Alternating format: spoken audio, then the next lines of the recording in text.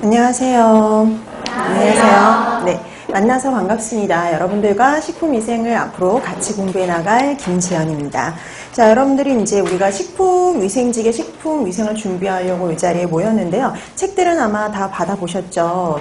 자, 우리가 보면 식품위생이라는 과목을 여러분들이 한 번 이상은 다 접해보셨을 거예요. 그래서 식품위생직이라는 이 식품위생직이라는 게 이제 일반인이 볼 수 있는 게 아니라 시험이 일반인이 볼 수가 없죠. 그래서 영양사나 위생사나 아니면 식품 제조 기사, 뭐 아니면 식품 기사 자격증 있는 사람이 보기 때문에요. 기본적으로 그런 시험에서 여러분들이 식품위생이라는 과목을 한 번 이상은 다 접해 보셨을 겁니다. 그럼 이제 식품위생이라는 과목을 한 번씩 다 공부를 하시긴 하셨는데요. 아무래도 거기에서 봤던 식품위생하고 지금 이제 앞으로 공부해 나갈 식품위생은 좀 차이가 있어요. 아무래도 분량이라든지 깊이 면에서 좀 차이가 크다라고 생각하시면 될 것 같아요. 그래서 생각지도 못했던 내용들을 공부하실 수가 있습니다. 그래서 확실히 이제 다른 데서 공부했던 내용보다 범위도 훨씬 더 넓고 좀 더 깊이 있게 공부할 필요가 있다라고 생각을 해두시면 될 것 같아요.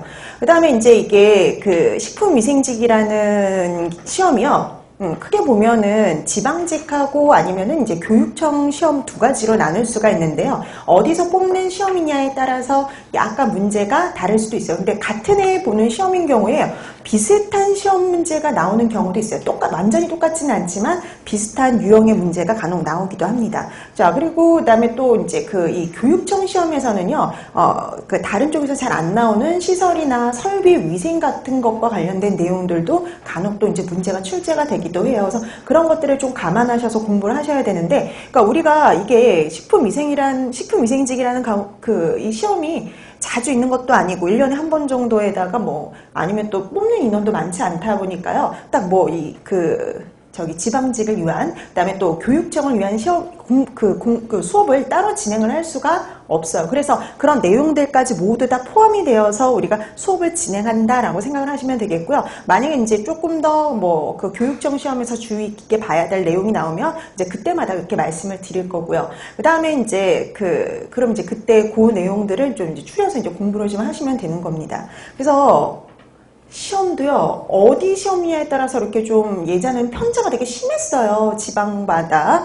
근데 요즘에는 그런 편차가 많이 줄어들었다라고 보시면 돼요. 그래서 예전에는 경기도 시험이 되게 어렵게 나왔었어요. 뭐, 심할 때는 한 5문제가 되게 아리송한 문제들이 나오기도 하고 그랬어요. 그래서 막 그런 이제 한 5문제 그렇게 아리송한 문제가 나오면 상당히 이제 그 문제가 되게 어렵게 출제되었다. 이렇게 생각이 들어요. 왜냐하면 딱 과목이 두 과목밖에 보지를 않기 때문에 변별력을 주려고 해서 그랬었는지 모르겠지만 되게 어렵게 나온 적도 있지만 최근 문제들을 보면은요 그렇게 어렵지가 않아요. 그래서 한두 문제 약간 아리송한 문제, 근데 열심히 공부했으면 풀 수 있을 정도의 문제. 그래서 웬만해서는 거의 거의 19점, 20점 맞을 수 있는, 이제 우리 수업을 들으면 그 정도 맞을 수 있는 충분한 되게 좀 난이도가 예전보다는 좀 많이 낮아졌다라고 생각이 들 정도예요. 근데 또 그런 면도 있어요.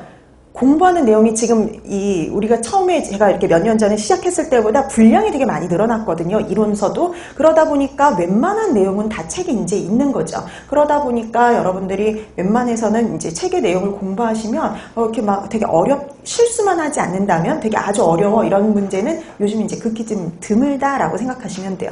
그렇다고 해서 이제 뭐 다른 지역이라고 해서 되게 경기도가 편차가 되게 심하게 되게 아주 쉽게 나오는 건 또 아니에요. 그래서 그쪽도 이제 예전에는 가장 기본적인 문제만 나왔었지만 요즘에는 거기도 변별력을 둬가지고요. 한두 문제 정도 아니면 뭐 많게는 두세 문제 정도 좀 약간 아리송한 그런 문제들을 출제를 하고 있습니다. 그래서 저희는 이제 이 기본서에서요. 가장 기본적인 내용부터 좀 심도 깊게 좀 들어가는 내용까지 모두 다 다루고 있어요. 그래서 다른 뭐 과목 같은 경우에는 기본 이론반, 그다음 뭐 심화반 이렇게 해서 나눠서 진행이 된다면 저희는 그렇게까지는 하진 않고요. 기본부터 심화까지 내용을 다 담아가지고요. 한 번에 3개월 코스로 끝낸다라고 생각을 하시면 될 것 같아요.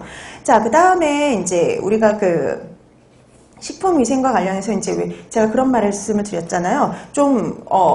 우리가 좀 더 이렇게 깊이 있게 좀 넓게 공부를 해야 된다 그랬는데, 근데 문제는 어떻게 보면은요, 그렇게 뭐 거기서 여러분들이 영양사나 위생사나 식품기사나 이런 데서 시험에서 봤던 문제하고 되게 차이가 나지는 않아요. 그럼 예를 들어서 되게 기본적인 문제도 나와요. 이런 문제. 다음 중 세소를 통해서 매게 되는 기생충을 찾아라. 그러니까 이거 되게 흔하게 보는 문제잖아요. 근데 보기에 이런 식으로 나옵니다. 뭐 여러분들이 다 알고 있는 뭐 회충, 구충 뭐 이런 식으로 이런 것들도 나오지만 분선충 이런 것들도 나오거든요. 근데 분선충이라는 걸 들어본 사람이 많지가 않을 거예요. 근데 분선충도 채소를 통해서 매게 되는 기생충입니다. 그래서 이런 식으로 우리가 원래부터 알고 있는 채소를 통해서 매게 되는 기생충을 일반적인 것도 공부하지만 좀 더 넓게 해가지고 더 다양한 애를 공부하게 된다라고 생각을 해두시면 될 것 같아요. 자, 이렇게 해서 이제 좀 여러분들이 생각했던 식품위생의 범위보다는 좀 더 넓은 범위를 이렇게 공부하게 된다라고 생각하시면 될 거예요. 근데 이 식품위생이라는 게 그 식품위생 과목뿐만이 아니라 여러분들 뭐도 보셔야 되냐면요, 법규도 보셔야 돼요. 근데 법규를 다 볼 수가 없잖아요. 식품위생법을 다 볼 수가 없으니까 그 식품위생법에서 이제 주로 많이 나왔던 부분들, 한 번 이상 출제가 됐던 부분들, 그다음에 여러분들이 꼭 보셔야 될 그런 내용들을 추려서 공부를 하는 거고요. 근데 간혹 이제 또 그랬잖아요. 왜 식품위생법도 나오지만 또 다른 법이 나오기도 해요. 교육청 시험에서는 원산지 표시에 관한 법률이 나오기도 했거든요. 그러니까 이런 식으로 좀 이렇게 나왔던 것들, 여러분들이 좀 봐야 되는 법률 같은 것들도 거기 다 포함을 시켜서 같이 공부를 해두셔야 됩니다. 자, 그래서 공부할 게 막 점점점 늘어나죠. 그러니까 기본적으로 식품위생과 관련된 내용도 공부해야 되지만 법규도 좀 봐야 돼요. 그래서 법규도 이제 한 문제, 많이 나와봤자 한 문제예요. 많이 나와봤자 간혹 이제 두 문제 나오는 데도 있지만 거의 한 문제 정도인데 그 한 문제를 놓치지 않기 위해서 봐야 되는 거죠. 근데 우리가 만약에 그냥 영양사나 위생사 같이 뭐 그냥 단순히 자격증을 위한 시험이면은 이런 거 법규 굳이 안 공부해도 되죠. 근데 우리는 한 문제라도 아쉬워요. 그래서 한 문제에 의해서 당락이 결정이 될 수 있기 때문에 한 문제라도 더 맞기 위해서 법규까지 볼 필요가 있다라고 생각하시면 될 것 같습니다. 자, 이렇게 해서 식품위생은 뭐 우리가 여러분들이 알고 있는 것뿐만 아니라 요 법규까지 봐야 되고요. 그 다음에 또 이제 이렇게 질문하시는 분들이 있어요. 그러면 이 책 말고 또 뭐 이렇게 볼만한 책을 또 소개해달라고 하시는 분들이 간혹 있는데요.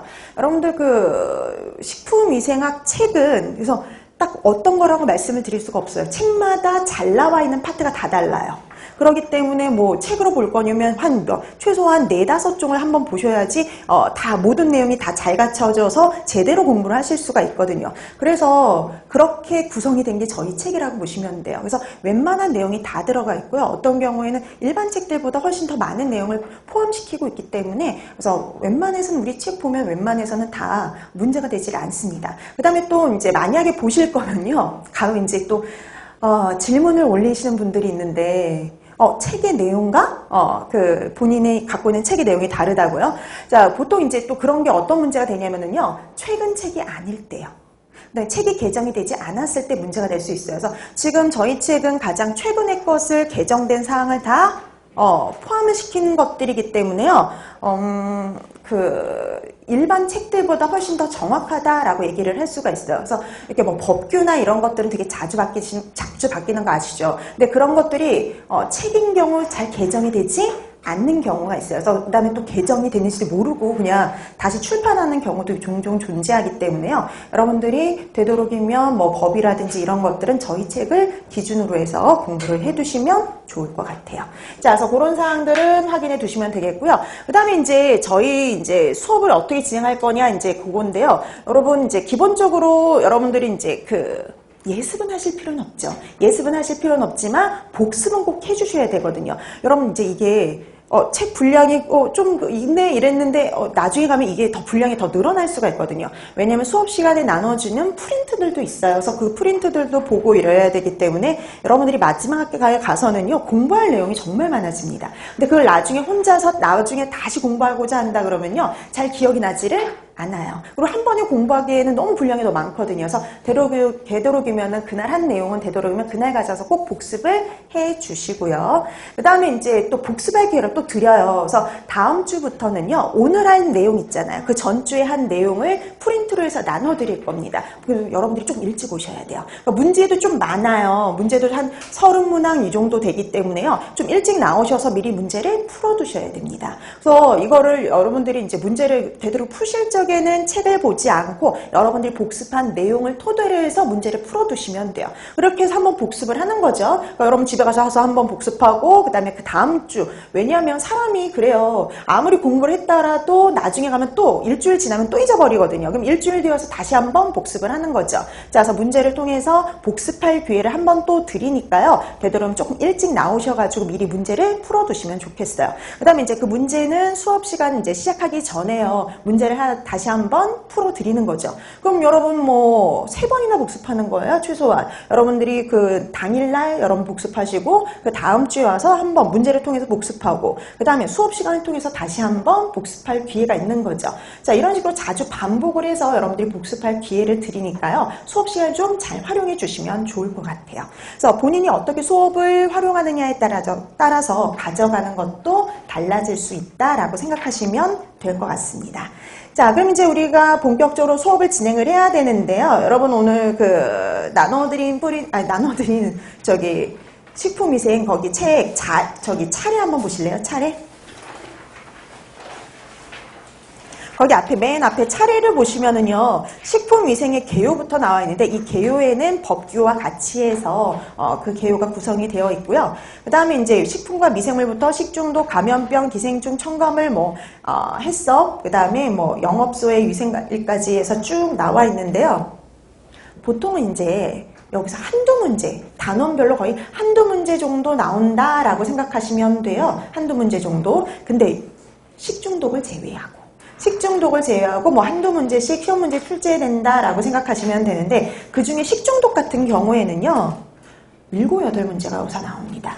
그래서 가장 많은 분량을 차지하면서도 또 가장 중요한 것이 어디냐면 식중독 파트라고 생각하시면 돼요. 그러니까 이거는 경기도만 해당이 되는 게 아니라 전 지역이 다 마찬가지예요. 어떤 시험에서나 식품위생은요 가장 많은 분량이 나올 수밖에 없어요. 그래서 그 식품위생에서 가장 중요한 파트는 식중독 파트다라고 생각하시면 되겠고요. 특히 여기는 좀 꼼꼼히 봐두실 필요가 있겠죠. 자, 그럼 이제 오늘은 첫 시간이니까요. 제일 먼저 식품위생의 개요, 개념을 잡고요. 그 다음에 법규와 관련된 사항들부터 먼저 확인을 하도록 하겠습니다. 자, 그럼 이제 우리 첫 장 볼까요?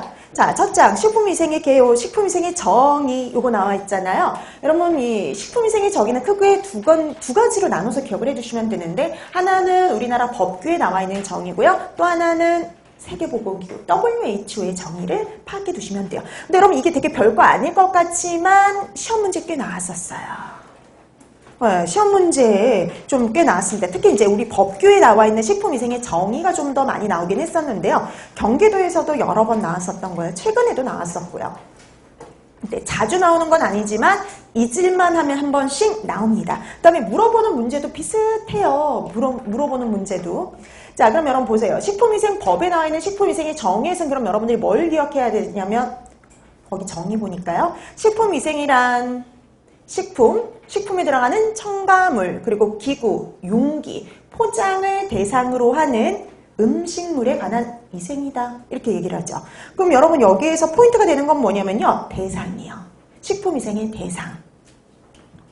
그러니까 식품위생의 대상과 관련된 문제가 주로 나와요. 식품위생법에 근거해서요. 그 범주가 아닌 거, 대상이 아닌 거 골라내라 라는 문제가 보통 출제가 됩니다. 그러니까 여러분 거기 나와 있는 식품 첨가물, 기구, 용기, 포장 그걸 제외한 나머지가 답이 되는 거죠. 자, 그래서 여러분들이 여기 식품위생법에서는요. 대상을 잘 파악해 두셔야 돼요. 위생법에서는 대상 확인해 두기, 대상. 식품위생의 대상이 뭔지, 범주가 어떻게 되는지 그거 알아두시면 됩니다. 자, 그래서 식품위생법에서는 대상, 범주 알아두기입니다. 그 다음에 이제 두 번째, WHO의 정의, 요거는 이제 최근에 경기도에서 시험 문제가 나왔었어요. 이것도 가로놓기고요. 가로놓기가 간혹 정말 나오거든요. 근데 최근에 그 가로놓기가 시험 문제가 나왔었는데요. 한번 보세요. 식품의 생육, 생산, 제조로부터 최종 인간이 섭취하기까지 모든 단계에서요. 식품의 안전성, 그리고 건전성, 그리고 완전 무결성을 확보하기 위한 모든 수단을 식품위생이다. 이렇게 얘기를 하고 있죠. 그래서 이렇게 가로놓기가 나왔었는데요. 그래서 여러분들이 모든 단계가 어떻게 구성이 되냐면 생육, 생산, 제조로부터 마지막 뭐 하는 거예요? 섭취하는 단계까지. 모든 단계에서요. 식품의 안전성, 건전성, 그리고 완전 무결성 세 가지죠. 그 세 가지는 최소한 기억해 두셔야죠. 안전성, 건전성, 완전 무결성을 확보하기 위한 모든 수단을 가지고 뭐라고 그러냐면 식품위생이다. 이렇게 정의를 내려놓고 있죠. 그래서 최근에는 이렇게 경기도 시험 문제에서요. 가로놓기로 이렇게 나온 적도 있더라라고 보시면 되는 거예요. 자, 그래서 세계보건기구에 관련된 WHO에서의 이 정의는요. WHO 거는 그 정의 자체를 기억해 두시면 돼요. 그래서 이 식품위생법에 나와 있는 건 대상만 확인해 두시면 되겠고요. WHO의 정의는 그 내용을 기억해 두시면 됩니다. 자, 그래서 이렇게 식품위생의 정의도 되게 별거 아닐 것 같지만 종종 이렇게 시험 문제가 출제가 된다라고 생각해 두시면 될 것 같아요. 자, 그 다음에 식품위생의 목적인데요. 이것도 식품위생법에 나와 있어요. 식품위생법의 식품위생의 목적을 뭐라고 두고 있냐면요. 식품으로 인해서 발생할 수 있는 위생상의 위해를 방지를 하고요. 식품 영양의 질적 향상을 도모함으로써 국민 보건이에요. 그 국민 보건 향상과 증진에 이바지하겠다. 이게 바로 목적이 되는 거죠. 자, 그래서 위생이다 보니까 보건 향상과 증진에 이바지하는 게 바로 목적이 되고요. 위생상의 유해를 방지하기 위한 것이 바로 식품위생의 목적이다. 이렇게 생각하시면 될 것 같아요. 자, 그 다음에 이제 우리가 그러면 식품의 위생상의 위해를 방지해야 된다라고 되어 있잖아요. 그럼 위해가 될 만한 요소들 여러분들이 파악하고 계셔야 되는데 그런 위해 요소들, 위해 요인들을 거기에 분류해 놓고 있죠. 생성 요인별로 분류해 놓고 있는 거예요. 생성 요인별로.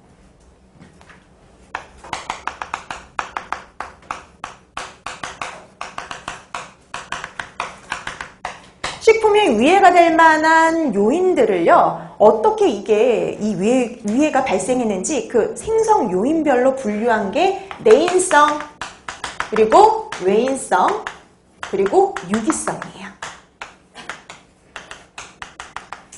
그래서 이렇게 분류를 해놨는데요. 옛날에 이게 이제 90년대, 2000년대 한 2005, 6년대까지 이렇게 좀 많이 나왔었어요. 이 문제가. 심심치 않게 나왔었는데요. 한동안 그 2006년 이후로 뚝 끊겨서 잘 안 나오다가 최근에 다시 이 문제가 나오고 있어요. 최근 들어서 다시. 자, 그래서 여러분들이 기본적으로 이제 구분을 해주셔야 되는데요. 식품의 위해 요인은 크게 내인성, 외인성, 유기성으로 구분을 하고요. 그 다음에 이제 여러분들이 기본적으로 식품위생을 한 번 이상은 다 공부를 하셨기 때문에 여러분들은 한번 분류를 하고 넘어가요. 처음으로 이제 식품위생을 접하시는 분들을 위해서는 원래 다 끝난 다음에 식중독까지 다 끝난 다음에 분류를 해드리거든요. 근데 여러분들은 최소한 한 번 이상은 다 식품위생을 공부해 보셨으니까 첫 번부터 나눠드리는데요. 내인성, 외인성, 유기성은 어떻게 생성이 되었느냐 그거에 따라서 나눠지는데 내인성은 말 그대로 생각하시면 돼요. 식품 자체에 유독, 유해 성분이 함유되어 있는 경우예요. 그러니까 식품 자체가 문제가 되는 거죠. 식품 자체에 독성분이 함유되어 있는 경우, 유독 유해 성분이 함유되어 있는 경우가 내인성 이렇게 보시면 되고요. 자, 그러면 외인성은 식품 자체에는 아무런 문제가 없어요. 식품 자체는 아무런 문제가 없는데 외부로부터 들어오는 경우죠. 그래서 외부로부터 혼이 유입되는 경우를 가지고 외인성 이렇게 얘기를 해요. 자, 그러면 유기성은 뭐냐? 이거는 식품 자체에 문제가 있는 것도 아니고요. 외부에서 들어온 경우도 아니에요. 그럼 유기성은 뭐냐? 중간에 생성되는 경우입니다. 그러니까 우리가 식품을 제조한다든지 아니면 가공한다든지 가열한다든지 뭐 하는 중에 생성이 되는 물질을 가지고 우리가 유기성 이렇게 얘기를 하는 거죠. 우선 분류가 어떻게 되는지 여러분들이 파악해 두시면 돼요. 식품 자체의 독성분인 경우는 내인성, 외부로부터 들어오는 경우는 외인성, 그다음에 중간에 만들어지는 경우에는 유기성이다. 우선 이렇게 분류를 해두시면 됩니다. 자, 그 다음에 이제 각각 어떤 것들이 여기 들어가는지를 구분하실 수 있어야 돼요. 그 구분하는 문제가 종종 나오니까요. 자, 뒤에 보면 표로 정리를 해놨는데요. 거기 한번 보실래요? 자, 그럼 내인성에 해당이 되는 게 대표적이 뭐냐? 자연독들이야. 여러분들이 알고 있는 식물성, 동물성, 자연독들이 여기에 해당이 됩니다. 그래서 자연독이 여기에 해당이 돼요. 자연독. 그래서 대표적으로 우선 자연독. 자연독 성분들. 그래서 여러분 뭐 식물성 자연독 하면은 어떤 것들이 있느냐면 대표적인 게 독버섯의 독성분이라든지 감자의 독성분인 솔라닌이라든지 청매, 그러니까 여러분 덜 익은 매실이죠. 그런 덜 익은 매실에 들어있는 아미그달린이라든지, 그러니까 말 그대로 식물성 식품에 함유되어 있는 독소가 바로 식물성 자연독이 되는 거죠. 그 다음에 동물성 자연독 보세요. 동물성 자연독은 말 그대로 동물성 식품에 들어있는 독성분이죠. 대표적인 게 뭐가 있냐면 보고독이 있어요. 보고독이라든지 조개독, 이런 것들이 가장 대표적이죠. 그래서 여러분 실제 이제 시험 문제에 그렇게 나와요. 독버섯의 독성분, 아니면 솔라닌, 아니면 보고독 이런 식으로 나오는데, 그런 것들이 나오면 이게 자연독인지 자연독이란다. 내인성인지 외인성인지 유기성인지를 구분하실 수 있어야 되겠죠.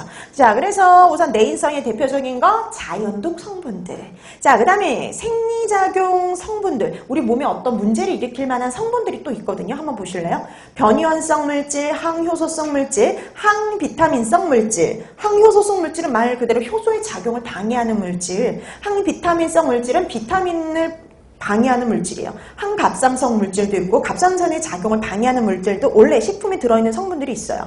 그 다음에 식이성 알레르겐. 그러면 식이성 알레르겐 뭐냐면 알레르기를 유발하는 물질이야.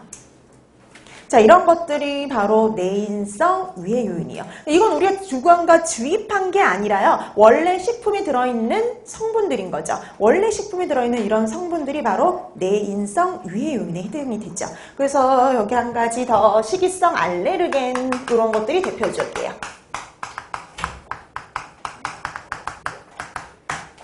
왜 우유를 먹고 알러지 반응이 일어난다든지 메밀을 먹으면 알러지 반응이 일어난다든지, 그거 같은 경우에는 누가 주입한 게 아니라 원래 식품에 들어있는 뭐예요? 성분 때문에 일어나는 반응이죠. 그런 것들이 바로 내인성 위해 요인에 들어간다라고 보시면 돼요. 자, 그 다음에 외인성. 여러분 대다수는 뭐라고 생각하면 될까요? 외인성. 다 외부에서 들어온 거죠. 그 다음에 여러분 그래서 기본적으로 식중독균, 감염병균, 곰팡이, 기생충 이렇게 미생물학적인 요소들이요. 그러니까 이런 것들은 다 원래부터 식품 자체에 들어있는 성분이 아니라 외부로부터 오염이 되는 경우라고 생각하시면 됩니다. 그 다음에 화학물질들. 의도적이 됐든 비의도적이 됐든 이런 화학물질들요. 그래서 유해 첨가물, 잔류, 농약, 방사능 물질, 기구, 용기, 포장에서 용출되는 물질. 웬만한 것들은 다 뭐예요? 외부로부터 들어온 외인성에 해당이 된다. 이렇게 생각하시면 돼요. 그래서 대다수는 외인성. 그러니까 우리가 이게 특이한 내인성과 유기성을 제외하면 다 뭐라 보시면 되냐면 외인성이라고 보시면 돼요. 대다수는 외인성입니다. 자, 그 다음에 이제 마지막 유기성 위해 요인을 파악하셔야 되는데요. 여러분 유기성 위해 요인은 이거는 중간에 생성되는 물질들이죠. 자, 나중에 우리가 이거 화학성 식중독 가서 대체적으로 할 텐데요. 보통 이 유기성 위해 요인은 화학성 식중독에 다 포함이 돼요. 자, 이렇게 우리가 식품을 제조하거나 가공하거나 가열하는 과정 중에 생성될 수 있는 물질들인데요. 대표적으로 어떤 것들이 있느냐 하면은요. 탄 음식에서 발생하는 발암성 물질인 벤조피렌이라든지, 그 다음에 또 문제가 되는 것 중에 하나가 또 뭐냐면은요. 우리 햄 같은 거 있죠. 햄에도 발암성 물질이 만들어질 수가 있는데요. 햄 제조 시 사용되는 바로 발색제가 문제 있죠. 아질산 염으로 인해서 발생하는 니트로사민. 자, 그 다음에 우리가 또 보통은 이제 우리가 육류나 이런 지방, 육류나 이런 생선이라든지 보통 이렇게 단백질, 지방 함량이 높은 식품을 고온으로 조리할 때 유독 유해 물질이 많이 생성이 되는 편이거든요. 근데 탄수화물 식품을요. 고온으로 조리할 때도 발생하는 유독 물질이 있어요. 신경 독소 물질, 아크릴 아마이드. 자, 그 다음에 또 있어요. 우리 기본적으로 뭐 할 때 또 이렇게 생성이 되냐면요. 수돗물을 염소 소독할 때 발생하는 발암성 물질이 존재하죠. 트리알로메탄. 원래 유지에는 들어있지 않지만 유지가 자동산화되는 과정 중에 생성되는 과산화물, 이런 것 등 다양한 유기성 유해 요인이 존재를 해요. 근데 여러분 이 유기성 유해 요인이 이것까지만 있는 게 아니라 이거보다 훨씬 더 많은 다양한 유기성 유해 요인이 존재를 해요. 근데 이 유기성 유해 요인은요 점점 개수가 늘어나고 있어요. 그러니까 옛날에는 유기성 유해 요인을 몇 개 다루지 않았어요. 근데 점점 밝혀지면서요 여기서 공부해야 되는 개수가 점점 늘어나고 있는 게 바로 여기 유기성 유해 요인 파트예요. 자, 그래서 이렇게 중간에 생성되는 건 유기성 유해 요인으로 분류한다라고 확인해 두시면 되는 겁니다. 자, 그래서 여러분들은 한번 그래도 전체적으로 식품위생을 공부하셨으니까 한번 이렇게 분류를 해 드렸는데요. 기본적으로 이 분류 문제 같은 경우는 자주 나오는 건 아니지만 최근 들어서 다시 이 시험 문제가 나오기 시작했다라고 여러분들이 확인해 두시면 될 것 같아요. 자, 이렇게 해서 여러분들이 보기가 나오면 이게 내인성인지 외인성인지 유기성인지 분류할 수 있게 해두시면 되는 겁니다. 식품 자체의 독성분이다 그러면 내인성, 그 다음에 중간에 만들어진 물질이다 라고 하면 유기성, 그 다음에 외부로부터 들어왔다 라고 하면 외인성, 이렇게 분류를 해주시면 되는 거죠. 자, 이렇게 해서 여러분들이 식품의 위해 요인들을 분류해 두시면 될 것 같아요.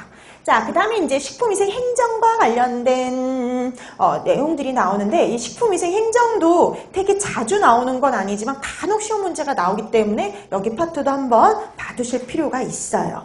자, 그래서 거기 한번 보실래요? 식품위생 행정. 식품위생 행정의 목적은 우선 식품위생 행정도 뭘 근거로 하냐면요. 식품위생법을 근거로 하겠죠. 당연히. 그래서 식품위생법을 근거로 해서 식품위생의 보호과 향상을 꾀하고 국민의 식생활을 청결하고 안전하게 확보함으로써요. 불량식품의 섭취로 인한 여러 가지 위해를 방지하기 위한 거. 그러니까 여러분 말 그대로 이것도 위해를 방지하기 위해서 하는 게 식품위생 행정이라고 보시면 돼요. 자, 그럼 그런 식품위생 행정의 내용에는 어떤 것들이 있는지 확인해 두시면 되는데 요것도 간혹 나와요. 되게 자주 나오는 건 아닌데 어쩌다 한번 나와요. 이 식품위생 행정의 범위가 아닌 것 찾아라. 이런 식으로 경기도에서 시험 문제가 나온 적이 있어요. 몇 년 전에도. 그러니까 이게 자주 나오는 건 아닌데 간혹 가다 나온다라고 생각하시면 되겠고요. 이건 읽어두시면 돼요. 읽어서 이게 식품위생에 해당하는 내용인지 아닌지 그걸 구분하실 수 있으면 됩니다. 그럼 보세요.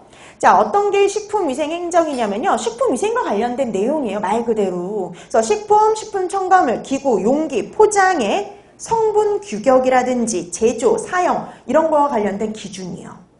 그러니까 여러분 기본적으로 식품과 관련된 기준, 첨가물에 관련된 기준, 기본적으로 이런 것들 다 마련을 하잖아요. 이런 것과 관련된 거 다 식품위생행정에 들어갑니다. 자, 그 다음에 두 번째 보세요. 화학적 합성품의 지정. 그래서 우리가 식품 첨가물 여러분들이 다 공부 한번 해보셨잖아요. 그런 식품 첨가물은 천연 첨가물이 있고 화학적 합성품이 있는데 그런 화학적 합성품의 지정과 관련된 것들. 그 다음에 세 번째 표시 제도요. 여러분 우리 식품에 그 과자 하나를 사도 뒤에 여러 가지가 표시가 되어 있죠. 그런 표시와 관련된 제도들. 자, 그 다음에 식품위생감시. 그래서 우리가 식품위생감시원을 두고 있죠. 그런 식품위생감시원, 식품위생감시와 관련된 내용들. 그 다음에 식중독 예방과 발생 시의 조치, 그다음 식품 관련 종사자들에 대한 건강관리 및 위생교육 같은 것들. 그 다음에 식품 취급시설의 기준을 제정한다든지, 그 다음에 영업의 허가, 신고, 그 다음에 등록 제도를 실시하는 거. 거기 등록이 빠졌네요. 그래서 영업은 허가, 등록, 신고예요. 자, 그 다음에 8번째, 식품위생심의위원회를 운영하는 거. 그 다음에 수의식품관리제도, 그 다음에 식품해수제도, 리콜제도요. 그 다음에 해썹이죠, 해썹제도. 그 다음에 농축산물의 잔류 농약이라든지, 그 다음에 잔류 기준을 설정하는 거. 그 다음에 조리사, 영양사 제도를 실시하는 거. 그 다음에 여러분, 식품위생행정에는 조리사, 영양사 제도는 있지만 위생사 제도는 포함되지 않습니다. 여러분 위생사는 식품위생법에 근거하지 않아요. 그러니까 여기 위생사 제도는 다른 법률에서 하기 때문에요. 절대 여기서 위생사 제도 얘기는 나오지 않아요. 식품위생법에 근거한 건 조리사와 영양사예요. 자, 이렇게 해서 여러분들이 식품위생행정에 포함되는 내용들은요, 읽어두시면 돼요. 여러 번 읽어두면 범위가 어느 정도 파악이 될 뿐만 아니라요, 뒤에 가서 계속적으로 공부를 하다 보면 여기가 이제 식품위생의 범위에 해당이 되는구나, 이렇게 감을 잡으실 수 있습니다. 그래서 굳이 달달달 외워두실 필요는 없지만 보기를 보고 이게 그 범위에 들어가는지 아닌지 정도는 구분하실 수 있어야 돼요. 자, 이렇게 해서 식품위생행정의 범위를 이렇게 파악해 두시면 되겠고요. 근데 이 식품위생행정에 관련된 게 범위만 기억해야 되는 게 아니라 여러분들이 뭐도 기억하셔야 되느냐? 담당하는 기관을 또 기억해 두셔야 되는데요. 이거는 예전에 충청도에서도 나왔지만 교육청 시험 문제에도 나왔었어요.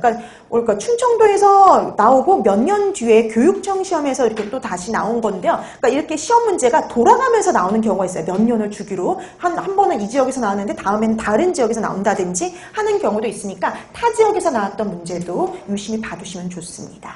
자, 그러면 한번 보실까요? 식품위생행정기구. 자, 그래서 소관부처, 그 다음에 관련된 법률, 이런 것들은 확인해 두셔야 되는데, 보시면, 농산과 수산과 관련된 법률은요, 농수산물품질관리법이 있어요. 근데 이 농수산물품질관리법, 품질관리와 관련된 거니까 반드시 어디는 들어가느냐? 식약처는 반드시 들어가요. 근데 농산물과 수산물이죠. 그러다 보니까 농림축산식품부와 해양수산부도 같이 관여를 하는 겁니다.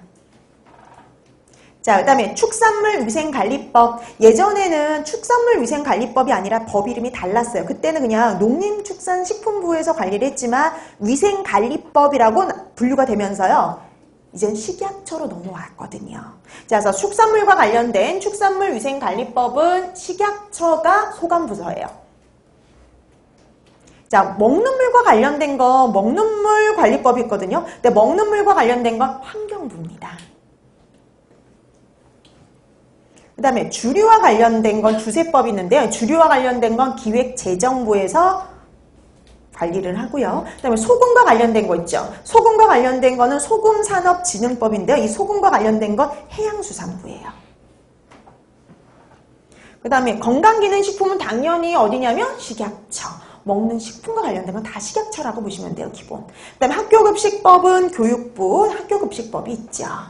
자, 이렇게 해서 소관부처와 관련된 것들도요, 여러분들이 연결되어 있을 때 이게 맞는지 아닌지 정도는 구분하실 수 있으셔야 돼요. 그래서 웬만해서는 좀 알아보기 쉬워요. 예를 들어서 소금이다 그러면 당연히 해양수산부인 거고요. 그 다음에 식품과 관련된 거 건강기능식품, 그 다음에 농산, 수산, 축산 다 식약처가 우선은 기본이다라고 생각을 하시면 되는 거죠. 근데 학교급식법이니까 당연히 교육부가 관여를 합니다. 교육부, 교육청이 관여를 해요. 그 다음에 이제 그 외의 것들을 여러분들이 생각을 해주시면 되는 거죠. 먹는 물이다라고 하면은 먹는 물 하면은 왠지 다른 곳일 것 같지만 먹는 물과 관련된 건 환경부에서 관리를 하죠. 그래서 물과 관련된 건 다 환경부예요. 환경부. 자, 이런 식으로 여러분들이 좀 분류를 해 두셔가지고요. 헷갈리지 않도록만 좀 정리해 두시면 돼요. 그래서 이렇게 소관부처와 관련된 내용도 확인해 두실 필요가 있다라고 보시면 될 것 같습니다. 자, 그 다음에 이제 예전에는 식약처가 아니라 뭐였어요? 식약청이었죠. 그래서 식약청 위에 뭐가 있었냐면 보건복지부가 있었어요. 그래서 예전에는 보건복지부가 있고,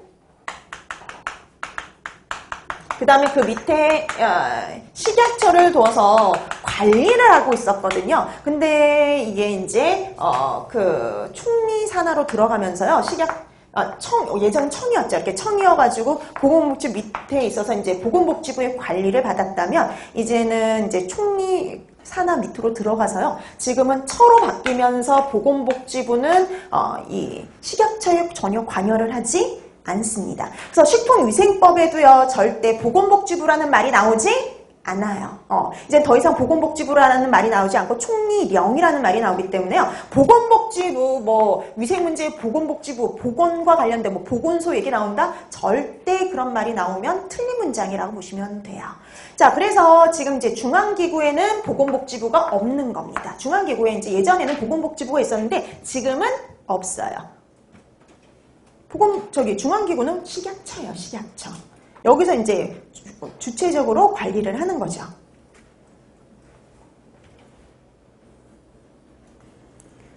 자, 그래서 여기 식약처, 중앙기구는 식품의약품안전처인데요. 여기에서 기본적으로 식품과 관련된, 식품의약품과 관련된 안전관리 체계를 구축하고 있는 곳이 바로 식약처라고 보시면 되는 겁니다. 그래서 식약처에서 관계하는 법령들이 되게 어떠냐면 많아요. 그래서 여러분 참고적으로 한번 보세요. 그걸 다 외워두실 필요는 없지만 식품안전기본법이라든지 식품위생법이라든지 건강기능식품에 관한 법률이라든지 축산물, 그 다음에 농수산물 품질관리법이라든지 이런 것들이 다 식약처에서 관계하는 법령들이라고 보시면 되는 겁니다. 자, 그 다음에 식약처의 구성이 이렇게 쭉 나와 있는데요. 이건 그닥 중요한 건 아니에요. 중요한 건 아니고 그냥 이렇게 구성이 되어 있구나 라고 보시면 되겠고요. 그 중에서도 이제 식품과 관련된 주요 일을 담당하는 게 식품안전정책국이라고 보시면 돼요. 그래서 식품안전정책국에서 이제 식품과 관련된 일을 주로 담당을 하고 있죠. 그래서 거기도 보시면 식품안전정책국은 다시 식품안전정책과, 그다음에 안전관리과, 표시인증과, 건강기능식품정책과, 주류안전정책과로 분류를 하죠. 근데 이름만 봐도 구분이 되는 게 있어요. 우선 건강기능식품정책과는 딱 뭐와 관련된 일을 담당하냐면 건강기능식품. 그 다음에 여러분 주류안전정책과는 당연히 뭐예요? 주류안전과 관련된 업무를 담당을 하겠죠. 그럼 나머지 거를 그냥 대충 봐두시는데요. 그렇게 중요한 사항은 아니니까 간단하게만 보고 넘어갈게요. 식품안전정책과 보실래요? 여기에서 이제 가장 주가 되는 일을 담당을 하는데요. 위생 안전관리와 관련된 정책을 수립하고 제도 개선을 하는 곳이에요. 그러니까 법과 관련된 어떤 것들을 개선한다든지 개정한다든지, 그러니까 주요 이렇게 굵직굵직한 일들 있죠. 그런 것들을 담당하는 곳이 바로 식품안전정책과예요. 그래서 식품과 관련된 위생 안전관리 어떤 정책 수립하고 총괄하고 조정하는 곳은요, 식품안전정책과라고 보시면 돼요.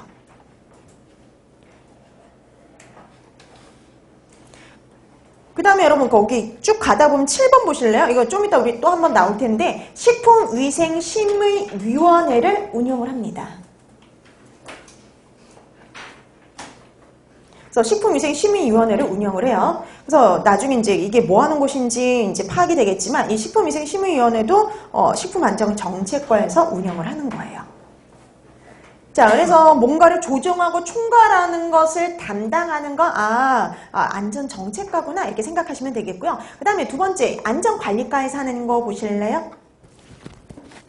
기본적으로 식품의 안전관리를 하기 위해서는, 관리를 하기 위해서는 지도를, 단속을 해야 되거든요. 단속을. 근데 그럼 직접 식약처에서 나와서 단속을 하느냐? 그건 아니고요. 단속을 관리하는 겁니다. 자, 그래서 지도, 단속 등에 관한 종합 계획을 수립하는 거. 자, 그래서 주로 이 식품안전관리과에서 하는 업무는요, 어떤 단속과 관련된 거, 아니면 지도와 관련된 거, 이런 것들을 계획을 세우는 거예요. 계획을 수립하고 총괄하고 조종하는 업무를 담당한다. 1번부터 대다수의 내용들이 다 그런 거예요. 뭔가를, 그래서 여러분 이렇게 생각하시면 돼요. 식품안전관리과는요. 우리가 식품위생감시원이라는 걸 뒤에 가서 공부하실 거거든요. 그 식품위생감시원이 이제 여러분들이 앞으로 하실 일들이기도 한데요. 그런 식품위생감시원과 관련된 업무를 계획을 수립하고 총괄하고 조정하는 과가 식품안전관리과다. 이렇게 생각하시면 돼요. 그래서 16번에도 보세요. 식품의약품 안전처 소속 식품위생감시원 있죠. 이런 식품위생감시원을 임명하고 교육하는 거, 그런 업무들도 그래서 식품안전관리과에서 하는 거예요. 자, 그래서 식품위생안전관리과는 여러분들이 이제 식품위생감시원의 직무를 다 알고 계셔야 되거든요. 그건 자주 나오는 법과 관련된 것 중에서 좀 자주 나오는 문제 중에 하나인데, 나중에 어차피 여러분들이 직무를 다 공부하실 건데, 그런 식품위생감시원의 직무와 관련된 업무를 총괄하고 조정하고 계획을 수립하는 곳이 안전관리과다. 이렇게 생각하시면 될 것 같아요. 자, 그 다음에 디귿 나오죠. 식품안전표시 인증과는요, 해썹이에요, 해썹. 해썹과 관련된 업무를 담당하는 곳, 이렇게 생각하시면 돼요. 그래서 여기서 담당하는 업무가 하나는 해썹과 관련된 업무. 그 다음에 10번 보실래요? 10번. 자, 10번 보시면 이렇게 되어 있죠. 자간품질 검사 제도 운영하는 거. 자간품질 검사. 그 다음에 11번 있죠. 이력 추적 제도. 이런 게 다 식품위생 행정이거든요. 이런 자가품질 검사 제도라든지 이력 추적 관리 제도 같은 거. 이런 것들을 다 어디서 담당하냐면 식품안전표시인증과에서 담당을 해요. 자, 그래서 여러분들이 이 정도로 분류를 해두시면 되는데요. 아까도 얘기했듯이 소관 부처가 좀 더 중요한 거고요. 그 다음에 뭐 이쪽 파트 같은 경우에는 한 번도 시험 문제 나온 적은 없어요. 그래서 참고적으로 이렇게 나눠진다라고 그냥 간단히만 설명을 드린 겁니다. 자, 그럼 얘는 이렇게 식약처는 식품과 관련된 업무를 이렇게 나눠서 보고 있다라고 여러분들이 생각하시면 될 것 같아요. 자, 그 다음에 이제 끝나면서 10페이지에 뭐가 나오냐면요. 아까 말씀드렸던 식품위생심의위원회가 나오죠. 거기 한번 잠깐 보실래요? 자, 식품위생심의위원회 제도를 운영하고 있는데요. 거기 한번 보세요. 식품위생심의위원회가 뭐냐면은요. 식약처장의 자문기구예요. 그래서 예전에는요. 왜 그랬죠. 위생법에 보건복지부도 있었잖아요. 그래서 예전에는 보건복지부 장관과 식약처장의 자문기구가 누구냐 이렇게 해서 예전에 시험 문제 나온 적이 있었어요. 바뀌기 전에. 근데 더 이상은 보건복지부 장관의 자문기구가 아닙니다. 근데 이거를 또 계속 물어보시는 분들이 있어요. 제가 다른 책에서 봤는데 이거 보건복지부 장관의 자문기구라고도 나오던데요. 그거 바뀐 지 되게 오래됐어요. 그 책은 절대 보시면 안 됩니다. 왜냐하면 그 개정된 사항을 하나 또 포함시키지 않은 책이기 때문에. 자, 그래서 여러분 식약처장의 자문기구예요. 현재는. 이게 바뀐 지 꽤 됐죠. 박근혜 정부 들어오면서 이게 식약처가 총리 산하 밑으로 들어갔기 때문에요. 바뀐 지 되게 오래됐어요. 자, 그래서 이거는 식약처장의 자문기구다. 이렇게 기억을 해두시면 되겠고요. 자, 그 다음에 나머지 내용을 잠깐 보시면은요. 위원장 1명과 부위원장 2명을 포함해서 100인 이내로 구성이 되는데요. 보통 임기는 2년 정도 됩니다. 자, 그 다음에 위원들 구성이 되어 있죠. 위원들 이런 사람들로 구성이 되고요. 심의사항 보세요. 그럼 이 사람들이 그럼 뭐에 대해서 심의를 해서 식약처장에게 자문을 주냐면은요. 보세요. 식중독 방지에 관한 사항이라든지 그 다음에 농약이라든지 중금속 같이 유독 유해 물질의 잔류 허용 기준 같은 거. 우리 잔류 허용 기준도 마음대로 정하는 게 아니라 이런 심의위원회를 구성해서 거기에 심의를 거쳐서 그 기준들이 마련이 되는 거예요. 그 다음에 식품 등의 기준과 규격에 관한 사항이라든지 그러니까 이런 식품에 대한 이런 기준과 규격에 관한 사항 같은 경우도 여기 식품위생심의위원회에 자문을 거쳐서 개정이 되고 합니다. 그 다음 그 외에 식품위생에 관한 중요한 사항과 관련해 가지고요. 식품위생심의위원회에 심의를 거친다라고 보시면 되는 거예요.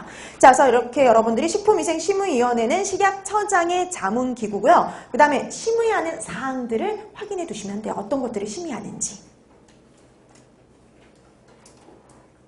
자, 그 다음에 그 밑에다 이제 연구위원을 둬요. 그래서 왜냐면 이제 이 식품위생심의위원회 구성위원들이요. 모든 걸 다 혼자서 할 수가 없기 때문에 그 밑에다 연구위원을 둬가지고 그 업무를 같이 보고 있습니다. 그거 밑에 내용은 참고하시면 될 것 같아요.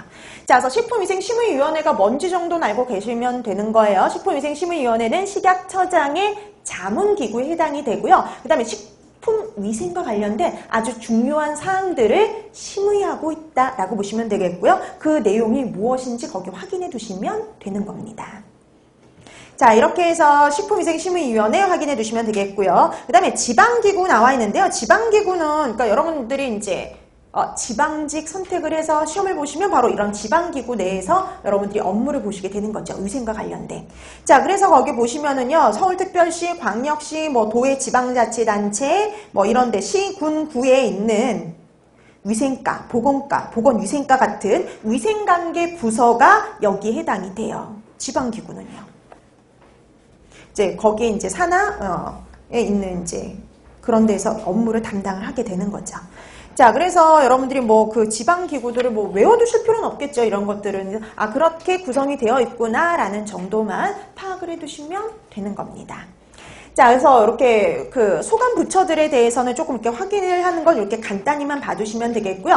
그 다음에 이제 위생행정제도는 좀 봐두셔야 돼요. 위생행정제도, 이건 좀 암기할 것들도 있어요. 이게 뭔지 우선 구별해 두셔야 되는데, 위생행정제도에서 우리가 몇 가지를 다룰 건데, 하나는 이력추적관리제도, 아까 나왔던 자가품질검사제도, 그리고 리콜, 회수제도 있었죠? 회수제도라든지 식품제조물 책임법, 이렇게 4가지를 살펴볼 겁니다. 자, 얘네들은 다 기본적으로 이제 뭐 식품위생법에 근거해서 하는 위생행정제도의 대표적인 것들인데요.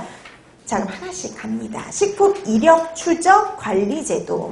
자, 식품의 제조, 가공 단계에서부터요, 판매 단계까지 각 단계별로 정보를 기록, 관리해서요, 그 식품의 안전성 등의 문제가 발생할 경우 그 식품을 추적해서요, 원인을 규명하고 필요한 조치를 취할 수 있도록 관리하는 게 바로 식품 이력 추적 관리 제도죠. 그래서 이거 제일 먼저 여러분들이 이 이력 추적 관리 제도 대표적으로 하는 게 육류들이잖아요. 소고기. 처음 누가 이거를 이제 그 사육을 해서 어떤 유통 과정을 통해 가지고 여기까지 왔는지를 그 바코드 하나로 다 확인할 수가 있죠. 자, 그래서 만약에 문제가 발생한 경우 어느 단계에서 문제가 발생을 했는지도 확실히 알 수가 있고요. 그 다음에 그뿐만이 아니라 조치하는 것도 훨씬 쉬울 수 있죠. 자, 그래서 우선 첫 번째, 식품 이력 추적 관리 제도가 뭔지 그거 우선 구별하는 거 해두시면 됩니다. 자, 그 다음에 이제 식품위생법에 보면 식품 이력 추적 관리 제도가 어떻게 되어 있는지가 나오는데요. 거기 한번 보실래요? 등록 기준. 이거는 처음에는요, 식품 이력 추적 관리를 하려고 하는 사람은요, 식약처장에게 등록을 하면 돼요. 등록하는 제도입니다. 1항에 나오죠. 그러니까 우리 보통 법을 보는 방법.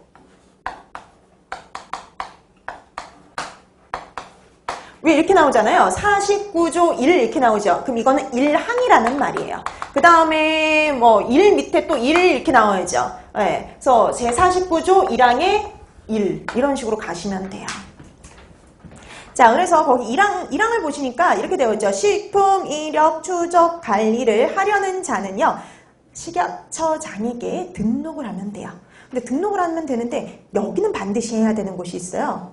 그러니까 등록이 아니라 여기는 그냥 해야 되는 곳. 어디냐? 영유아식 제조 가공업자나 일정 매출액 매장 면적 이상의 식품 판매업자는요, 식약처장에게 등록을 해야 돼요. 여긴 반드시. 앞쪽에는 그냥 식품을 제조 가공하는 사람, 하고 싶은 사람은 하면 돼요. 등록해서. 근데 영유아식 제조 가공업자나 일정 매출액 매장 면적 이상의 식품 판매업자는요, 반드시 등록을 해야 됩니다. 내가 하고 싶어서 하는 그런 게 아니라 여기는 반드시 등록해야 되는 업체들이에요. 그래서 5번 한번 보실래요? 5번? 5번, 그러니까 5항이죠. 5항을 보시면 식품 이력 추적 관리 기준의 준수 여부 등은요, 3년마다 한 번씩 조사, 평가하게 되어 있거든요. 근데 우리 아까 예외적인 경우 있었잖아요. 영유아식이라든지 일정 면적 이상의 업체들, 거기는요 2년마다 한 번씩이에요. 그냥 내가 하고 싶어서 등록해서 하는 경우는 3년마다 한 번씩 조사 평가를 하지만 우리 아까 반드시 해야 되는 곳들은요 2년마다 한 번씩 조사 평가해서 제대로 이행을 하고 있는지, 제대로 기록을 하고 있는지를 조사 평가한다 라고 보시면 돼요.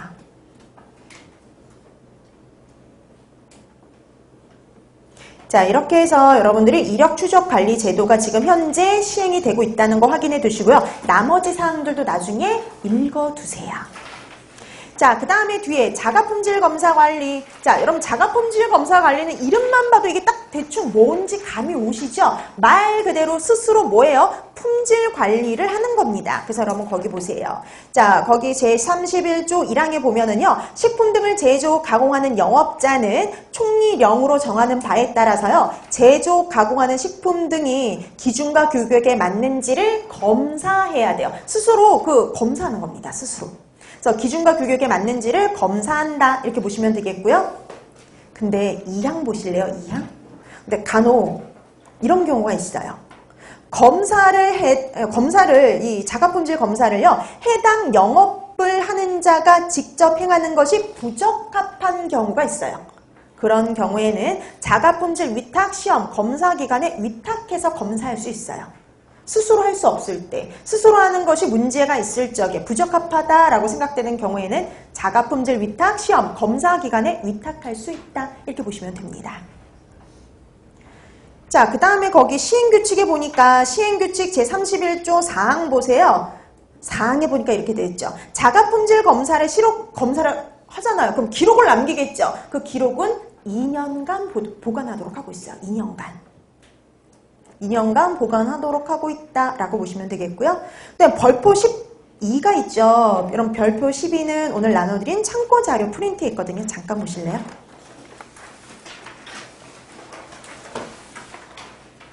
자, 이게 보니까 자가품질 검사 같은 경우 아까 2년간 기록을 보관하도록 되어 있는데요. 근데 여러분 이게 뿐만 아니라 이게 검사 주기라는 것도 있어요. 검사 주기. 어떤 거는 3개월마다 한 번씩, 어떤 건 6개월마다 한 번씩 검사 주기에 맞춰서 검사를 해야 되고요. 검사했으면 그 기록을 남겨야 되거든요. 근데 여러분 거기 보세요. 근데 이 6개월마다, 3개월마다 그럼 이걸 뭘 기준으로 하느냐면요. 거기 3번 보실래요? 3번 자가품질 검사 주기의 적용 시점은요. 제품 제조일을 기준으로 해요. 제품 제조일을 기준으로 해서 3개월마다 내지는 6개월마다 한 번씩 하게 되는 거죠. 그 다음에 이제 거기 6번에 보면 각각의 식품마다 몇 개월에 한 번씩 하느냐가 나와 있는데 그건 참고만 하시고요. 왜냐하면 식품마다 다 다르니까 그걸 어떻게 다 기억하겠어요. 그래서 여러분들이 그 나중에 한번 읽어두시고 이렇게 다르구나 한번 읽어두시고요. 기본 모든 것들은 다 제품 제조일을 기준으로 해서 3개월 내지 6개월마다 한 번씩 검사한다. 이 정도 생각해 두시면 됩니다. 그 다음에 이렇게 검사를 해서 기록한 건 얼마요? 2년간 보관하도록 한다. 이렇게 확인해 두시면 됩니다.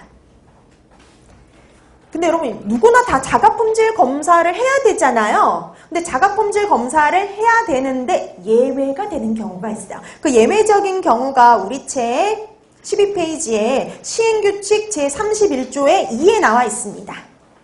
거기 보세요. 어떤 경우 면제를 받을 수가 있느냐면요. 해썹 적용 업소인 경우. 자, 해썹 적용 업소인 경우 식품안전관리 인증기준 적용 업소에 대해서요. 조사평가를 항상 하거든요. 근데 그 조사평가한 결과 100점에 95% 이상, 그러니까 95점 이상인 경우요. 이렇게 95점 이상인 경우에는요. 면제를 받을 수가 있어요. 자가품질 검사를 면제받을 수 있다라고 보시면 돼요. 그러니까 간혹 이렇게 면제도 된다는 거죠. 점수가 이렇게 높은 경우에는 면제가 될 수 있다. 그래서 그 기준치가 얼마인지 봐주세요. 100점에 95% 이상일 때. 만점에 95% 이상일 적에는 면제를 받을 수도 있구나. 이렇게 확인을 해두시면 되는 겁니다.